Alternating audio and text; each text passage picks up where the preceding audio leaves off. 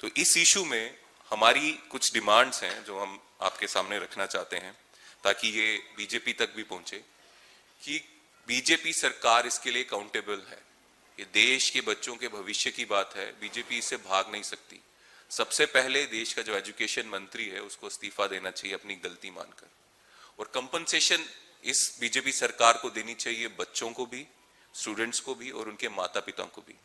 जब ये बच्चे पढ़ाई करते हैं कॉम्पिटिटिव एग्जाम्स की, उनका हार्डवर्क लगता है, वो मेंटल ट्रॉमा में जाते हैं जब पेपर लीक होता है। उनके फादर मदर जब उनको फाइनेंशियल हेल्प करते हैं, ट्यूशन फीस की मदद देते हैं, इतनी महंगी कोचिंग हो चुकी है, एकेडमिक ईयर्स उनके बर्बाद होते हैं, ट्रांसपोर्टेशन में उनका पैसा खर्च होता है। इन सब की कंपनसेशन देने की जरूरत बीजेपी सरकार को है।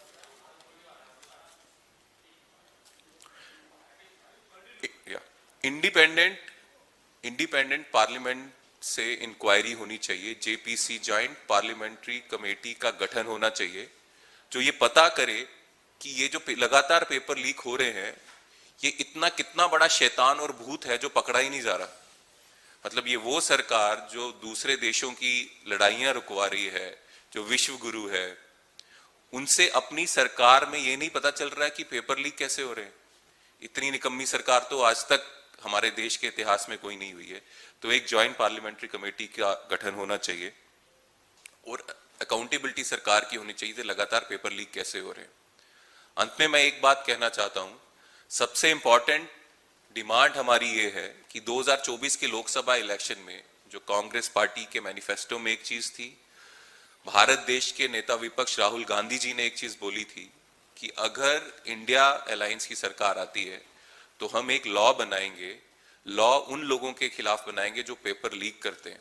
पेपर लीक के खिलाफ ऐसा लॉ बनेगा कि जो लोग इसमें शामिल हैं ऐसी सजा मिलेगी कि वो उनकी रूह तक काम जाए ऐसा अपराध करते हुए, क्योंकि ये जो अपराध है ये हमारे देश के बच्चों को, देश के भविष्य के लिए और स्टूडेंट्स के भविष्य को खराब करता है। तो पैसों के लालच में बीजेपी हमारे देश के स्टूडेंट्स का फ्यूचर खराब कर रही है, ये एक छोटी बात नहीं है। उनके पेरेंट्स की उम्मीदें होती हैं, उनकी उम्मीदों को खत्म कर रही है। इसके खिलाफ हम लड़ाई लड़ेंगे। मेरे साथ मेरे भाई बहुत ही जुझारू स्टूडेंट लीडर, हमारे देश के नेशनल स्टूडेंट लीडर विनोद भाई भी हैं, ये भी अपनी बात रखेंगे।